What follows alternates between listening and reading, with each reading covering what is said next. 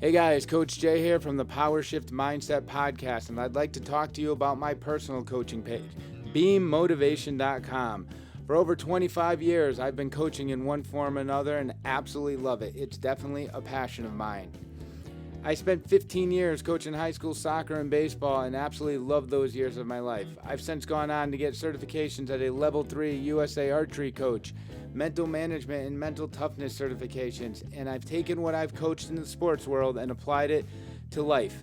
Taking those same mindsets and skills for life coaching, getting balance in your life. That same mindset that you might take to the plate in the bottom of the ninth inning is what you're going to take into that board meeting, into that sales pitch, and even in dealing with situations within your family. If you need any form of coaching, whether it be for your athletic endeavors or for just balance in your life, please check out beammotivation.com. You can also find me on Instagram at beammotivation, as well as Facebook at Beam Motivation and Coaching. Once again, this is Coach Jay from the Power Shift Mindset Podcast and beammotivation.com.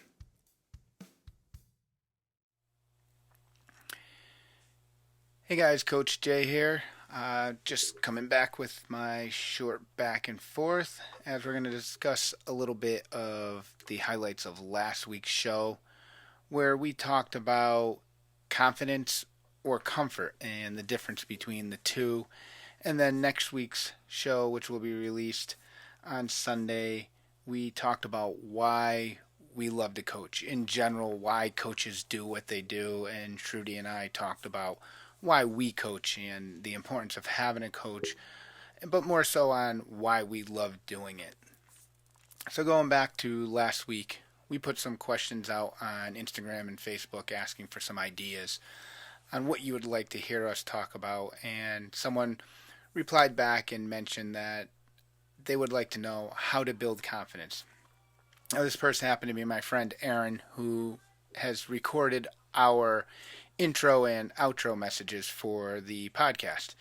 Now, I've known Aaron for years. I've marched in drum corps with him. I've marched in opposing drum corps and competed against him. We played in a band together back in high school. He's an amazing drummer, probably the best, most talented drummer I've ever played with.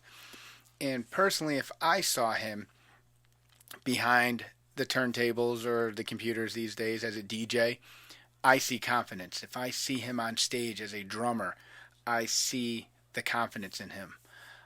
If I gave him a bat with 2 outs in the bottom of the ninth and put him up at the plate, he probably wouldn't be that confident. But I don't see it as confidence. I see it as comfort. And I think sometimes when we look at ourselves and we think about how confident we are, it's not always a case of confidence. It's more of a case of comfort. I think confidence is more of a personality trait, where comfort is how you feel in a given situation. And I used the example on the main podcast about this, where Shruti and I had the confidence to start this podcast. The comfort level has built with the more exposure we are to the given situation. And I think that's the case with a lot of things. If you have experience with something and you're comfortable, it might portray itself as having more confidence in what you're doing. And building that is sometimes just throwing yourself into that fire. I mean, there's part of me that says I can go back and look at the original 2 or 3 episodes of the podcast, and with the new account I have, I can technically go and remix it, re-edit it, update it, and not lose all the counts in the playlist and this and that. But I like kind of having the little choppiness in there, the little hiccups that Shruti and I had individually, and the interaction with each other, the technical difficulties I had in the editing process.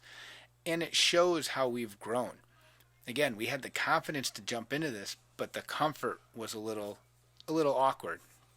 And like I use the example of CPR. I've taken CPR so many times with having to coach at the high school level. It was a requirement to have that for all high school coaches. And I've run out into the field for injuries, and I've helped people many times that were injured. And to go up to a person and say, "Hey, you okay?" and shake them, it's normal. To go up to a CPR dummy a half of a person, just the torso of a person, and shake this piece of rubber and try to talk to it, you feel kind of goofy. So for me to do that, it would feel very awkward and uncomfortable, and maybe, again, the word confidence, not have the confidence to do it, but it's more of a comfort. Where Shruti, who has an acting background, could probably do it no problem because acting is a comfortable thing for her. So building that confidence, I think you have to look at a situation. If, again, my friend Aaron took his confidence that he has as a DJ or as a drummer or a musician in general and took that mindset to the plate in the bottom of the ninth, I think there would be a feeling of confidence in what you're doing. And same thing, vice versa, if I went the other way around and I took the confidence I would have at the plate in a tough situation and took it and as a DJ, or the way you're seeing it now, where I feel myself being much more comfortable as I sit here on the computer. I'm to the point where now these short back and forths are going up on YouTube as well, and I have that comfort and the confidence to do so and put it up there. And the show we recorded today, we touched on just coaching in general. We had a show a while back about why everyone needs a coach. But this was more of a personal level of why do we coach. We talked about why people need a coach in it, but what's the reason we do it? And it's definitely not for the money. It's a passion for coaching. It's a passion for helping other people. And myself, you've heard me mention Coach B, who was my coach in high school, who I then went and coached with for 15 years. So I was on the field with him for 20 years as a player, as a coach. And we used to joke around that we'd make more money working at McDonald's or Walmart if you broke it down what we did. So you figure a high school coach, from when I started, I got a check at the end of the year for roughly $2,000 before taxes. By the time I was done, it was maybe in that little over three. It might have been even 3,500 15 years later. So it wasn't a lot. So if we took the 2 hours a day, 2.5 hours a day we had practice, and then we took a game that now it became a 5-hour day, or as much as I'm in Connecticut, which is a small state, our league included teams that were an hour or an hour and a half bus drive away. I mean, if you played for Wright Tech in Stanford and you had to go to Ellis Tech in Danielson, that's literally a 2-hour bus drive for a high school team. So that coach now just put in 6-7 hours after the school day for the team.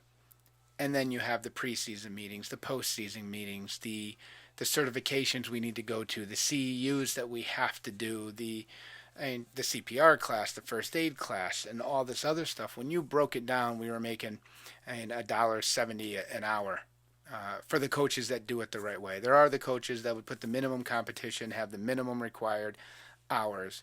But for someone that was really passionate in doing it, we coach because we love what we do. We love to help people. And Trudy had asked me what got me into it.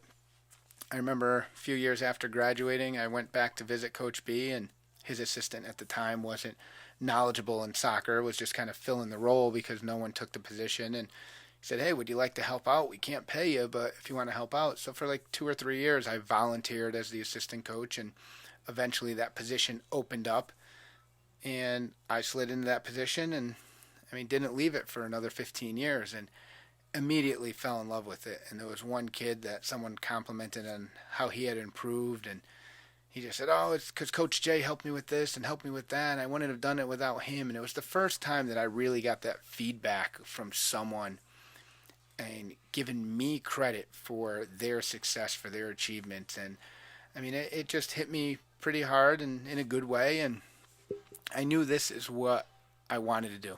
I wanted to continue coaching, and this is why I moved forward. And now I have, obviously the archery coaching you've heard about. I love coaching soccer and baseball, doing the life coaching because I love the mental game of sports, and a lot of that you can take into any aspect of life, whether it's going into a job interview, whether it's dealing with family members or friends or relationships. That mental side can transfer over, and just helping people achieve their goals and work for success. It's a big thing. And I think that's why we, in general, as coaches, do it, because we just love what we do, whether it's that individual sport or whether you're an acting coach or a voice coach or theater. And keep in mind, we look at coaches, and when we hear that, we think, okay, the soccer coach, baseball, basketball, but coaches come in any shape and form and for whatever you need it. And I think a majority of them doing it because they absolutely love doing what they do, and it's definitely not the paycheck. I remember Coach B used to joke that he was a PE and health teacher, and that his coaching check, so as a head coach, that $4,000 or $5,000 he made was his teaching check, and what he made for teaching, which obviously would have been much more, he considered that what he got for coaching, because that's where his heart was, being on those sidelines with those teams. And that's why we have connections years later with our athletes, because of the connections we make. And it's just a passion. It's a passion of mine, and I know a lot of coaches out there that's why they do it.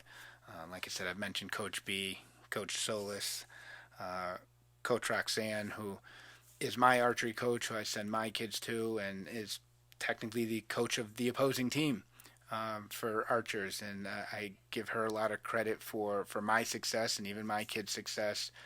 And Coach Cestitis, Coach Jen, all these coaches that I've gotten to coach alongside with, Spellman, these are guys that do it for the right reason and just have a passion for doing it. And so, again, upcoming show is about why we as coaches do what we do. It's for the love of it. And the previous show was, like I said, the difference of confidence versus comfort and what you can do to build that. So I hope you enjoyed this quick review and preview of the short back and forth that I do. And like I said, for those of you that are interested, I am starting to post this on YouTube as well, just to get it out there some more. And look out for the next show coming out Sunday. And we definitely thank you all for listening. And please follow us on Facebook and Instagram, The Power Shift Mindset. And also check out beammotivation.com, my own coaching page. Thank you.